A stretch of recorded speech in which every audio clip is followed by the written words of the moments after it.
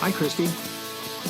Hi, Jeff. We're recording now. The many hours of conversation you and I have had, Yeah. we've had probably half of them that haven't been recorded. You know what we should do? We should start a podcast. You think? Let's call it the why and the buy. All right.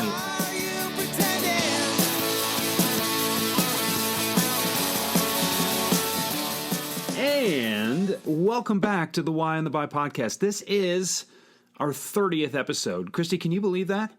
I can. It's so exciting, though, isn't it? You can. Wait a second. I can believe it. You're supposed to say that the days are long, but the years are short, and time has just flown by. Is it 30 already? And time has flown by. No, that was a good thing. I have had so much fun looking back over some of the things that we have done in the last 5 months, the last 30 episodes. It's amazing to me when I think about the fact that we have over 30 hours of video and audio in the vault. There's even a lot of stuff that our listeners haven't heard from us on the podcast. So stay tuned for the B-side reel. But there's just a lot of fun and just growth, I think. Every time we sit down and do one of these, I'm having a blast. Well, I can't wait to see where we are in episode 60, because we do get a little bit better at something every episode. And if you're one of our loyal listeners, then I think you will have been able to perceive that and pick up on that. And if you are one of our loyal listeners, maybe there's only 4 of you, but I wish all 4 of you would go on to iTunes or wherever you download podcasts and give us a rating. I can tell you as well that a 1-star rating is just as easy to give as a 5-star rating. So if you want to lean toward a higher number, we'd appreciate that. You can also feel free to drop us a line. You can hit me on Twitter at Jeff Bajorek. You can hit Christie on Twitter. Hit her softly, though. Hit is just a hard word. At Walters Christie. We're also on Twitter at The Why and the Buy. You can go to our website at thewhyandthebuy.com. We've got thewhyandthebuy at gmail.com. We've got info at thewhyandthebuy.com. There are so many ways to get a hold of us. It's probably, well, half of them are unnecessary at least. But, Christie, I've got a question for you. Yeah. What are we going to talk about today? A powerful one? Oh, well, I mean, I was trying to be coy, but yeah, we want to talk today about questioning. All joking and introductions and 30 episodes aside, one of the most important aspects of selling and business in general, because questioning goes far beyond just selling, but what the questions you ask are going to dictate so much about your success. And so we wanted to dive a little bit deeper into this topic today.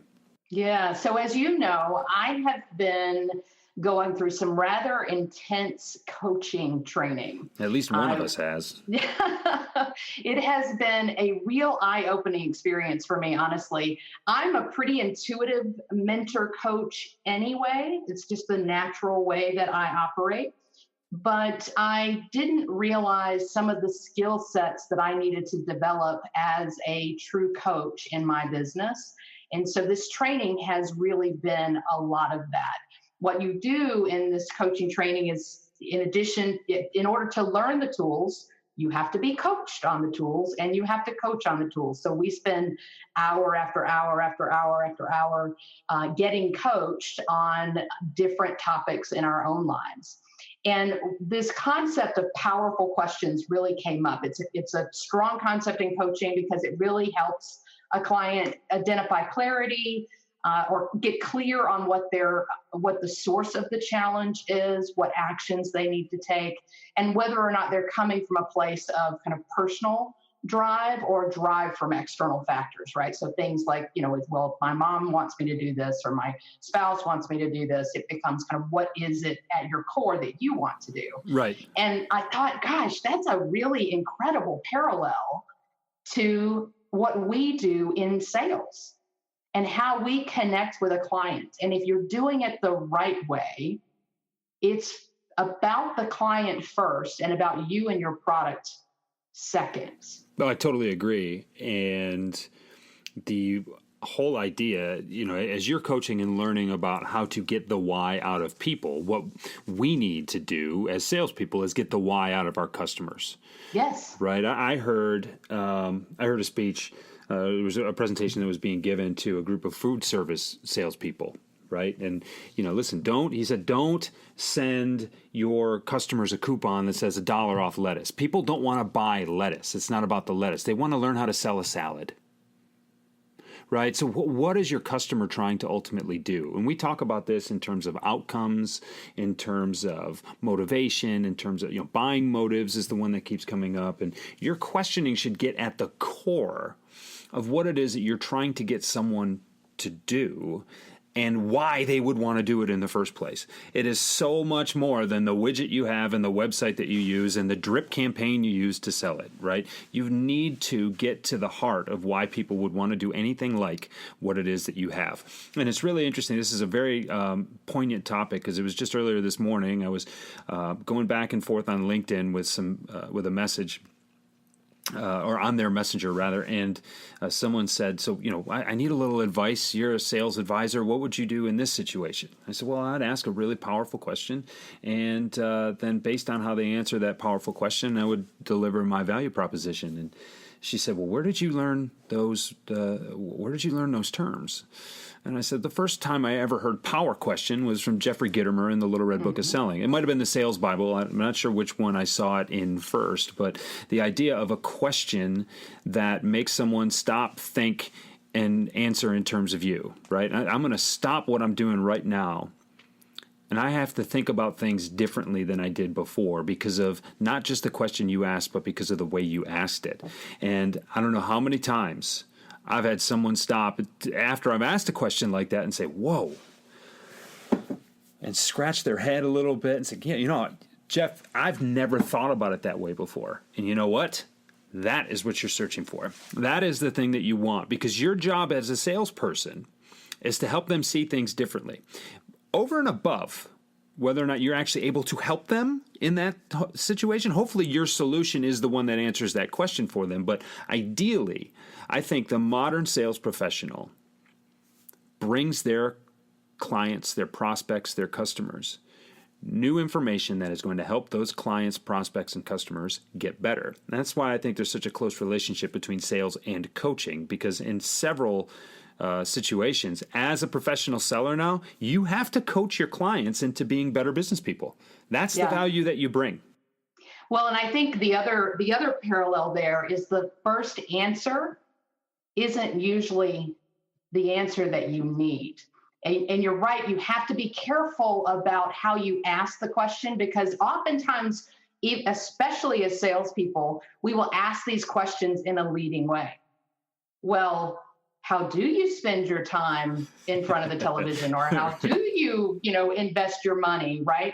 Those kinds of things are not really the kinds of questions we're talking about. I mean, we're really talking about the kind of questions that make you stop and take notice and go, I never really thought about it. It's not even about making a salad, right? In the food service industry, it's about getting healthy or eating healthy. Sure, take it beyond that. Yeah.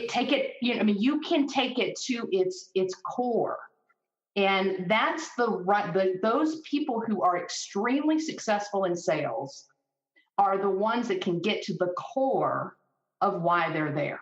Yeah, it's two of my favorites, and I say favorites with my tongue pressed almost all the way through my cheek, is, do you have the budget for this? What is that budget for this? Are you the decision maker? Oh, my God. Here's the thing. No, those aren't bad questions. Those are terrible questions. Those are terrible questions. They're not bad questions. Oh, we're going to argue this. Good. No. Those are good questions to know. They are good things to know. Those are good terrible things to know, questions to ask. However you need to get They're to it. Yes. essential things to know. Yes. However, I'm going to tell you right now, yes, you need to know who the decision maker is. That's fine. But you will find out if this person is a decision maker by asking more intelligent questions than, are you the one who can sign this check? Okay? Yeah. So let's be a frickin' professional, okay? If I can say frickin' on my all ages podcast. And secondly, no, they don't have the budget. You know they don't have the budget. Don't even ask the question. They don't have the budget because they don't know that they don't know what they need to know. You are there to educate. You are there to make them aware of what could become possible if only they knew what you had. And they don't know what you have, therefore they could not have planned for it, let alone plan for it at the beginning of the quarter or the beginning of their fiscal year. No, you were there with a solution that they didn't know existed until you brought it to them. They don't have the budget. Don't waste your time and don't lose that credibility with that question. And I want you to know that you can sell what it is that you have. I want you to believe that it is worth paying more than they have budgeted for it, which is probably zero, then and that is professional salesmanship right there. You don't need a budget to buy what I have. Well, and I think that understanding what's driving them is really what we're getting at here, right? With powerful questions. It's not about selling something into a client, even if that client doesn't need it. It's about really understanding their needs and getting to the bottom. And it may be that you go, hey, you know what? I might not be the right solution for you, but I know this product, service, or individual would be. So why don't I hand walk you over? And oh, by the way, now I've just strengthened my network threefold because my customer didn't make an investment they were going to regret, and my partner, competitor, whatever, got a referral from me. So there are a whole host of things that you can do with powerful questions. And in a good coaching relationship, powerful questions are really everything. So you everything you follow up, everything that the client says, you follow up with a question. It is all about discovery, not about imparting knowledge necessarily, because the belief is that the individual is whole and has that answer within themselves. They don't necessarily need you to impart the knowledge on them or to them, but you can approach a sales environment or sales conversation in much the same way, as long as you can really kind of have those conversations. And then it's not a big deal to say, well, do you have any money set aside for this?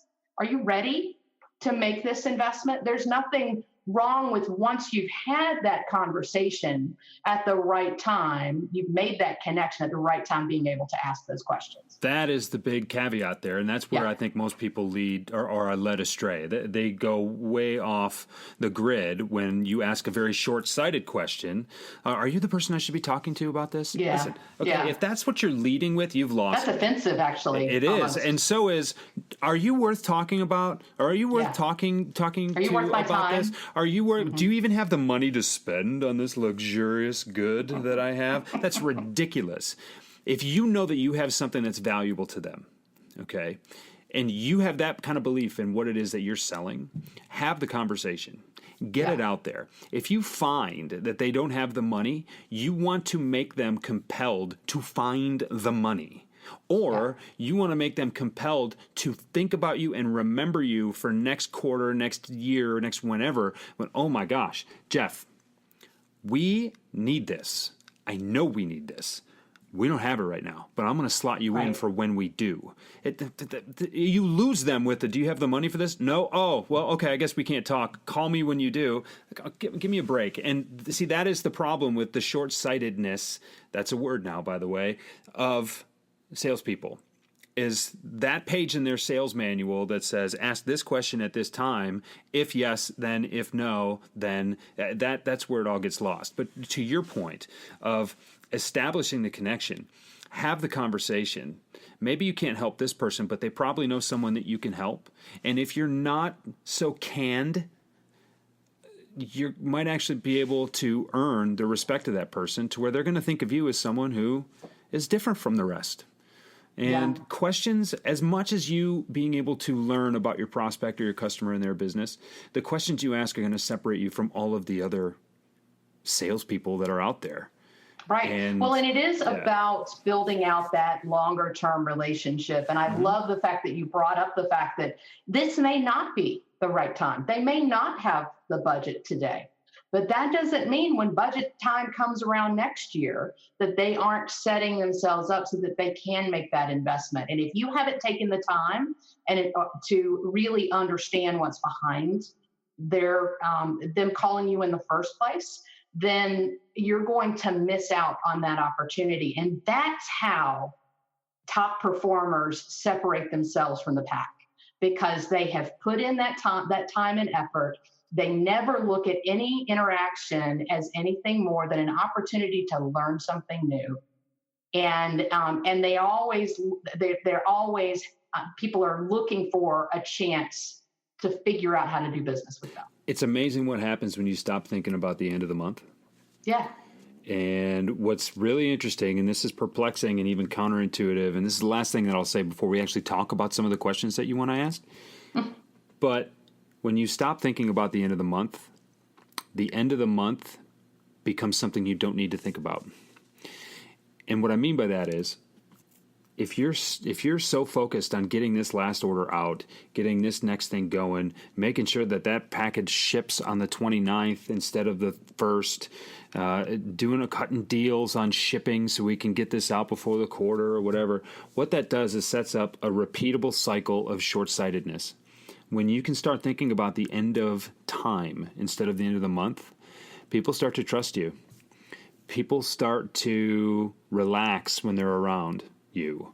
If you do it really well, people will start to pad their orders at the end of the quarter because they know it's the end of the quarter and they want to help you, right? Not because you had to ask them. And so all of a sudden, you don't need to worry about the end of your month because the end of your month is covered by the 20th. And what's interesting is when it's kind of a chicken or the egg situation, but when you stop being a different salesperson on the 28th than you are on the 8th, the longer you do that, the more free you are to just be the same salesperson all the time. Yeah. And that is, look, I know you've got a manager breathing down your neck because there's a manager breathing down hers. But someone's got to be the grown-up. Someone's got to say, look, I'm treating my customers the way they need to be treated. I may miss a month, but I won't miss many, and I won't miss them for long. And, right. I've played the game before where, hey, can we push everything out before the end of the year? Yep. Okay, great. All hands on deck. Fine. I'm going to get all the orders we have. And you go to get them out. And then all of a sudden, 3 days later, your manager's hit his number. And so he says, oh, so I know a week ago I told you to get everything out you could, but, January will look a little better if this thing doesn't ship until the 2nd or 3rd. No. That happened to me probably 3 times, and I finally said, look, here's the deal. I refuse to hold orders back, period. I also refuse to pull rabbits out of hats on the 29th, period. You're going to get what you're going to get. If the order comes in, it's going out. If we've got the product in inventory, it's going out. If we don't have the product in inventory, I'm not doing some bait and switch. I'm going to, get you something that'll fill that order even though it's not what you want, just so we can make our number. It's not about us. It's about our customers. They appreciate that. That's why they keep coming back. And in that random strange case where I really need a favor, or when someone who's not me but on my team makes a mistake, guess who gets the benefit of the doubt? Or when it's me who makes the mistake, guess who gets the benefit of the doubt?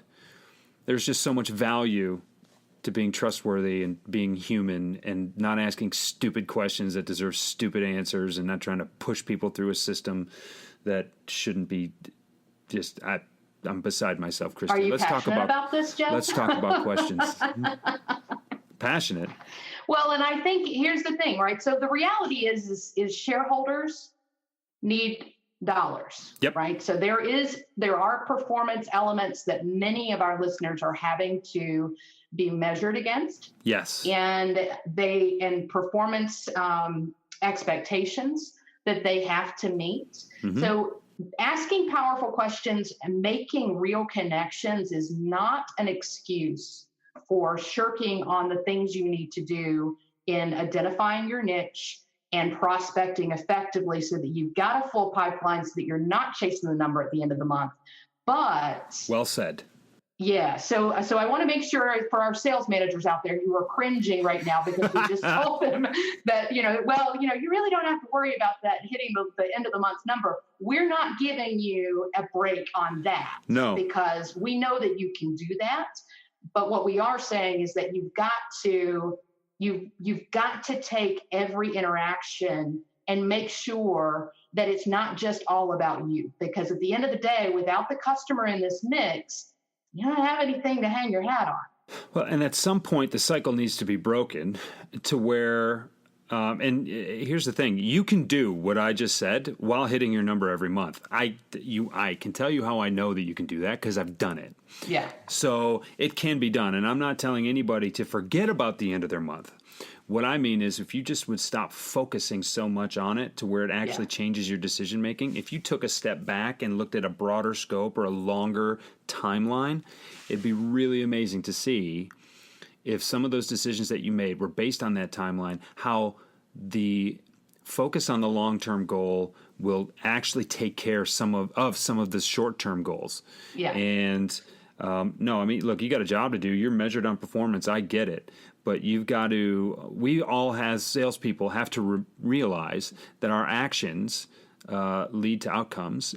Mm-hmm. And at some point as salespeople, we need to remember that what we tolerate eventually becomes encouraged. And that's true for sales managers as well. I was just about to say that too. Yeah. So, all right. See, I can finish your sentences. I like it. See? Send me an invoice. I love it. That's awesome. So let's talk about questions, Christie. Yeah. Do you have favorite questions to kind of get the conversation started that you go to? Oh, yeah, actually. One of my favorite questions, I don't always go to this, but one of my favorite questions is, so what do you want to be when you grow up? And that works especially well if you're talking to a CEO or you're talking to a senior level decision maker. They will almost always smile. Or they will look at you sideways and wonder who the crazy person is that's sitting across from them at their desk. Either way, I win. That accomplishes what I call the lean, which is any change in posture. And at that point, you know that you've got them as a human being, and their guard is somewhat down for just that half a second.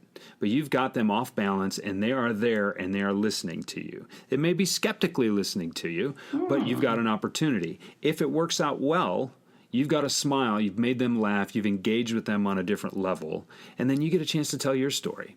And I also suggest that when you do tell your story, you don't lead with your product. So, Christie, what do you want to be when you grow up? What do you mean, Jeff? Well, you know what's funny is I went and got a degree in sports medicine. 15 years later, I'm teaching people how to be better salespeople. And I'll tell you what, 12 years ago, I was convinced that I wasn't even a salesperson.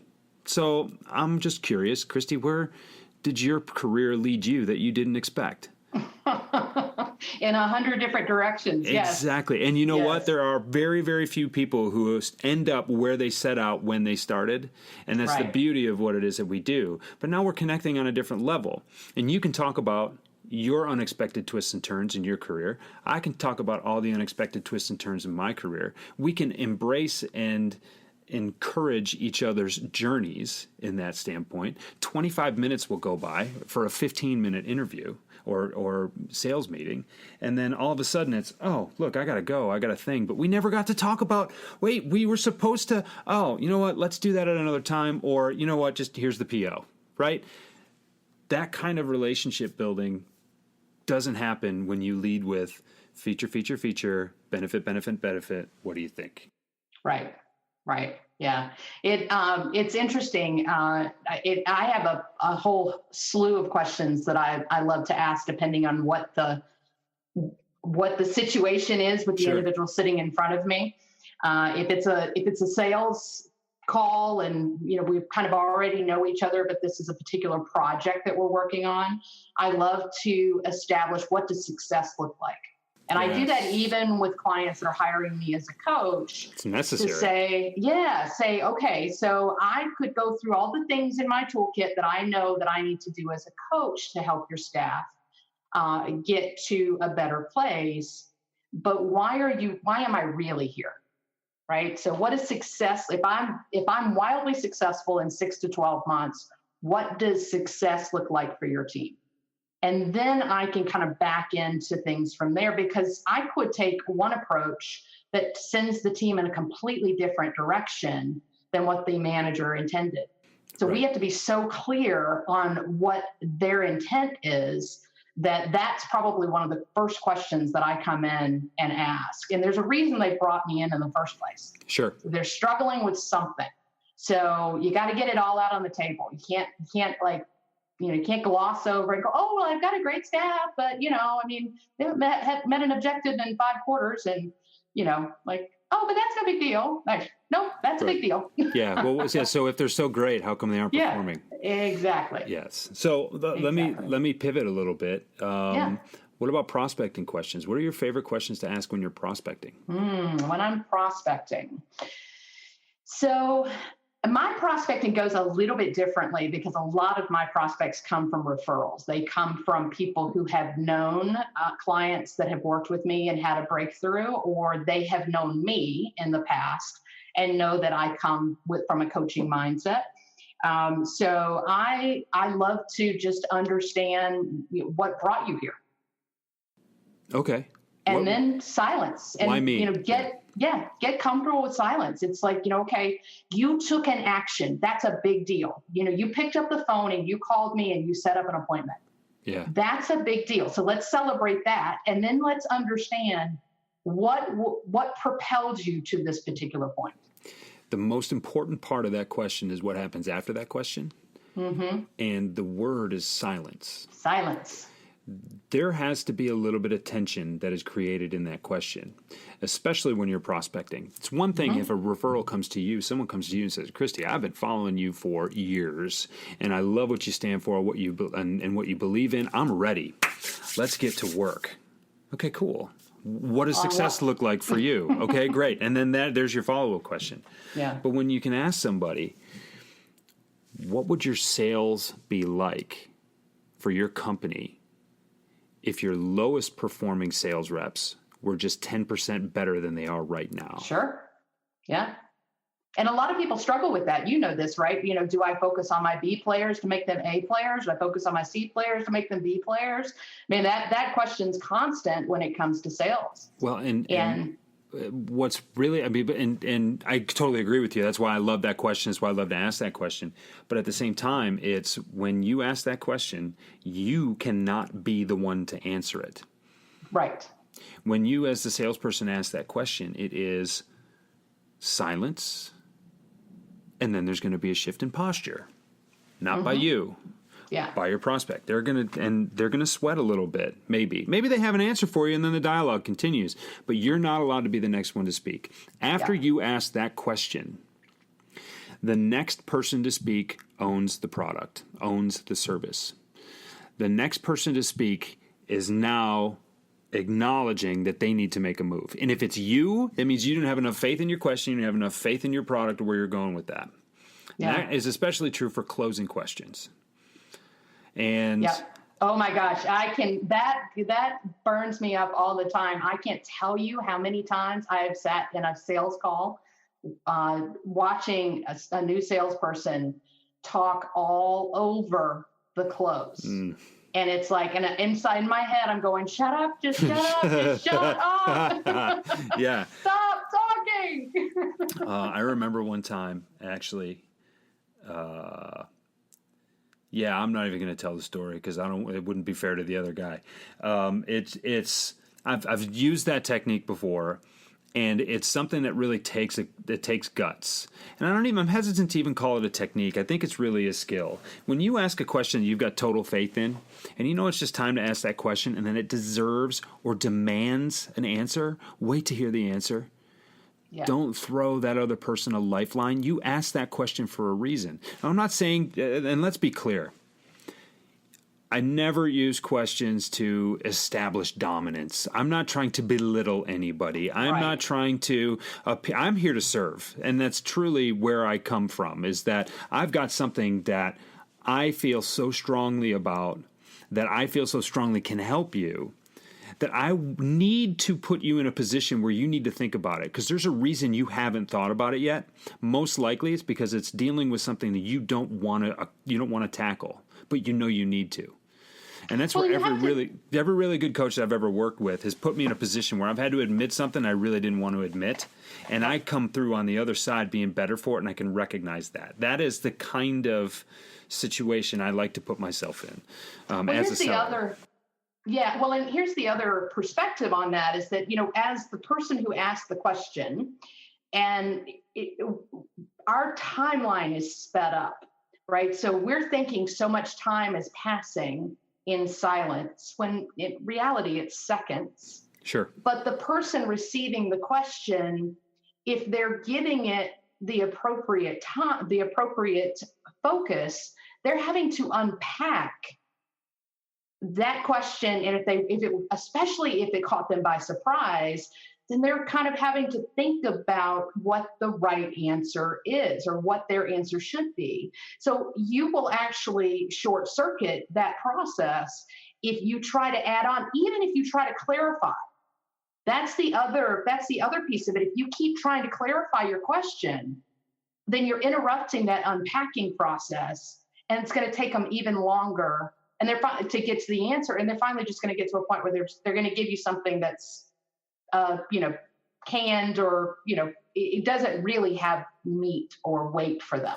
They're going to step aside and olay the bull running right by them is what's going to happen. Right. And then what's likely to happen afterward is that they're going to ask you to leave. Yeah. And so there's definitely an art to it. I can tell you right now that the average salesperson listening right now is not asking questions that are getting their prospects uncomfortable enough. And again, I need to reiterate, we're not talking about being disrespectful. That's not what this is. But you have to create a certain amount of tension in the sales process in order to get anybody to act. And a lot of people will define that tension as pain. I don't believe in that. It's not always pain. People don't buy Rolex watches and Lexus automobiles because they're in pain. People want something. They want to accomplish something. And I really believe that the salesperson who can challenge that buyer to go to the next level on the path that they themselves want to go. This is where we come from the why, right? What is it? Why do you do what you do right now? And what are you trying to accomplish? What does success look like? So here I am. I believe this is an obstacle that's getting in your way. Let's talk about that. Yeah. And what I love about what you just said there is tension. If you think about tension, there are two ends that have to be connected, right? So tension implies that's connection. So good. See, that was like off the cuff. Don't you love that? Send me an invoice. I'm using that. So tension implies connection. You have to have both sides engaged in order to have any tension in the mix. So as you said, tension does not have to be conflict, right? It can absolutely be connection. And that's the way to take a look at it. Christie Walters, ladies and gentlemen. Get a golf clap from all the way over here. Thank you.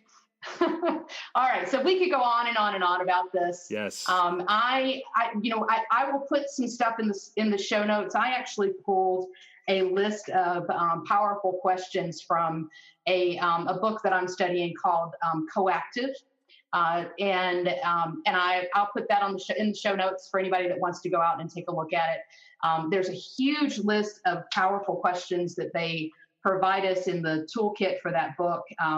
And it is, although they're coaching-based questions, they are so powerful as sales questions too. So I think there's something that's there for everybody in the mix. So I thank you for indulging me in my coaching tangent somewhat for this episode.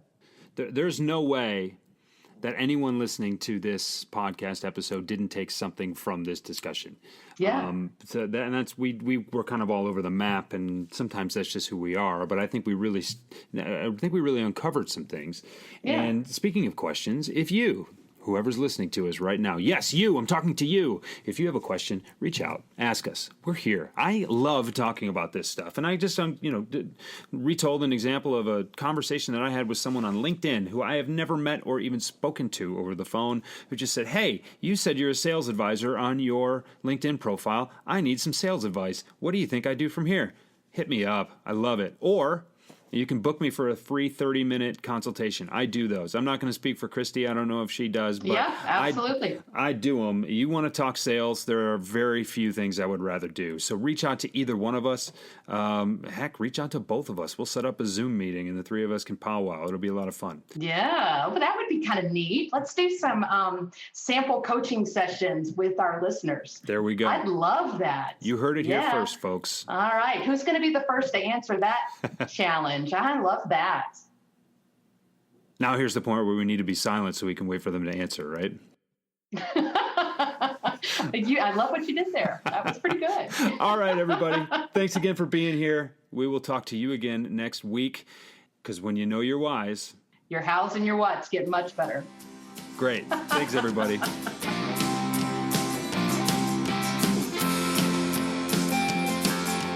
Hey, thanks for listening to us on the Why and the Buy podcast. If you like us, tell us. Send us a message at the Why and the Buy on Twitter, or leave us a 5-star review on iTunes or wherever you got this podcast. We'd love to hear from you. Talk to you next week. Would you do me the courtesy? Come back and bring me up to speed. How about the music on this podcast? We call them our house band. They call themselves Haskins, and they're based out of Plymouth, Michigan. If you want to hear more from them, go to haskinsmusic.com and check them out.